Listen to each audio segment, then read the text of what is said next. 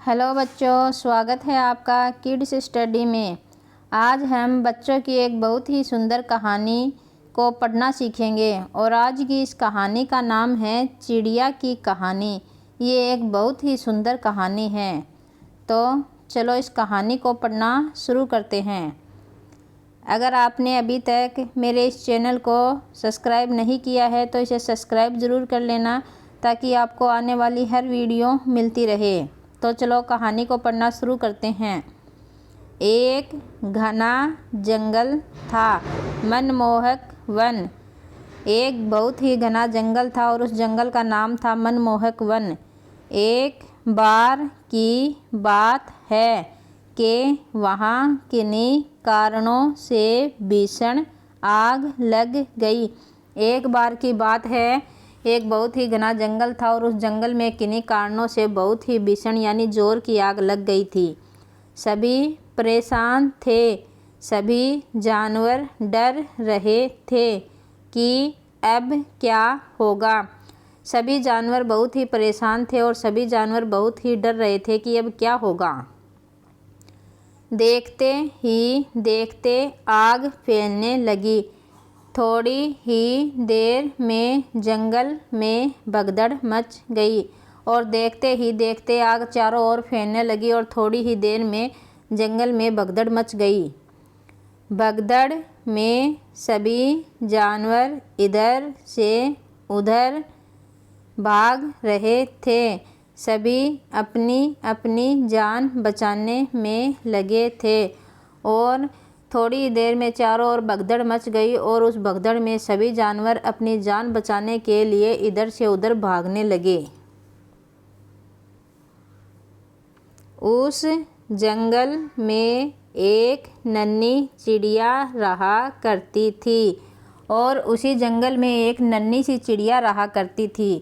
जब उसने देखा कि लोग भयभीत हैं और जंगल में आग लगी है, जब उस नन्ही सी चिड़िया ने देखा कि लोग बहुत ही भयभीत हैं और जंगल में आग लगी हुई है, तो उसने सोचा कि उसे लोगों की मदद करनी चाहिए।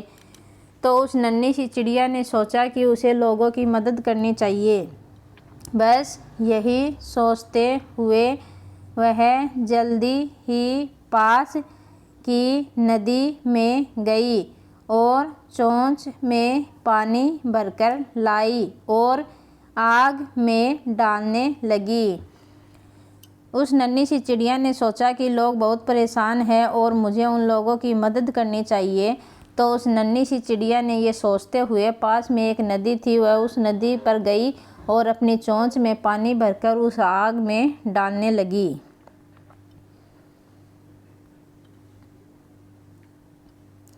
बेचारी बार बार नदी में जाती और अपनी छोटी सी चोंच में पानी डालती। बेचारी वह नन्ही सी चिड़िया बार बार नदी पर जाती और अपनी छोटी सी चोंच में थोड़ा सा पानी लेकर आती। वहीं पास से एक उल्लू गुजर रहा था। अचानक उसने चिड़िया की हरकत को देखते हुए सोचने लगा। बोला कि ये चिड़िया कितनी बेवकूफ़ है। वो चिड़िया बार बार अपनी चोंच में पानी भरकर लाती और उस आग में डाल देती। तो वहीं से एक उल्लू गुजर रहा था और उस उल्लू ने उस चिड़िया की हरकत को देखा और देखकर सोचने लगा कि ये चिड़िया कितनी बेवकूफ़ है। आग इतनी भीषण है और ये चोंच में पानी भरकर कैसे बुझा सकती है कि बहुत ही ज़ोर की आग लगी हुई है, बहुत ही भीषण आग लगी हुई है और इस चिड़िया की छोटी सी चोंच में ज़रा सा पानी आता है और इस चोंच में पानी लाकर वह ये आग कैसे बुझा सकती है। यही सोचता हुआ वह चिड़िया के पास जाता है और कहता है कि तुम यह क्या कर रही हो। यही सोचता हुआ वह उल्लू उस चिड़िया के पास जाता है और चिड़िया से कहता है कि तुम ये क्या कर रही हो। क्या तुम मूर्ख हो जो इस तरह से आग बुझाने की कोशिश कर रही हो। वह उल्लू उस चिड़िया से कहता है कि क्या तुम मूर्ख हो जो इस तरह से अपनी चोंच में थोड़ा थोड़ा पानी भरकर इस भीषण आग को बुझाने की कोशिश कर रही हो। ऐसे आग नहीं बुझाई जा सकती। वह उल्लू कहता है कि इस तरह से यह आग नहीं बुझाई जा सकती। होशियार चिड़िया ने बहुत विनम्रता के साथ जवाब दिया। उस होशियार चिड़िया ने बहुत ही विनम्रता से जवाब दिया, जी यह मुझे पता है कि मेरे छोटे से प्रयास से शायद ही कुछ होगा। वह चिड़िया बहुत ही विनम्रता से जवाब देती है कि मुझे पता है कि मेरे छोटे से प्रयास से शायद ही कुछ होगा, लेकिन मुझे अपनी तरफ से जो भी हो सके वह करना है। लेकिन मुझे अपनी तरफ से इन लोगों की जितनी भी हो सके उतनी मदद करनी है। प्रयास ही बड़ी चीज़ है।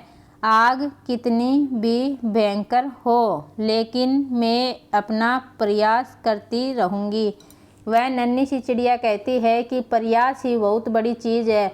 चाहे यह आग कितनी भी भयंकर हो, लेकिन जब तक ये आग बुझ नहीं जाती मैं अपना प्रयास करती रहूँगी। यह सुनकर उल्लू बहुत प्रभावित हुआ और नन्ही चिड़िया की मदद करने लगा। ये उस नन्ही सी चिड़िया की बात को सुनकर उल्लू बहुत ही प्रभावित हुआ। उसकी बातें उस उल्लू को बहुत ही अच्छी लगी और वह भी उस चिड़िया की मदद करने लगा। तो प्यारे बच्चों, हमें इस कहानी से क्या शिक्षा मिलती है, अब ये हम देखेंगे। यही बात हमारे जीवन पर भी लागू होती है। यही बात हमारे जीवन पर भी लागू होती है कि परेशानी के वक्त तो इंसान घबराकर हार मान लेता है, लेकिन हमें बिना डरे प्रयास करते रहना चाहिए। परेशानी के वक्त तो इंसान घबराकर हार मान लेता है, लेकिन हमें बिना डरे प्रयास करते रहना चाहिए। इस कहानी से हमें यही शिक्षा मिलती है कि चाहे कैसी भी परिस्थिति हो, चाहे कैसी भी परेशानी, कैसी भी विपदा हमारे सामने आए, लेकिन हमें उस परेशानी से बिना डरे और डटकर उस परेशानी का सामना करना चाहिए। अगर हम हिम्मत नहीं हारेंगे तो हमें उस परेशानी से निकलने का कोई ना कोई रास्ता ज़रूर मिलेगा। इसलिए हमेशा मेहनत करते रहना चाहिए। तो बच्चों, आज आपको ये कहानी कैसी लगी? अगर अच्छी लगी हो तो इसे लाइक, शेयर और सब्सक्राइब ज़रूर करना।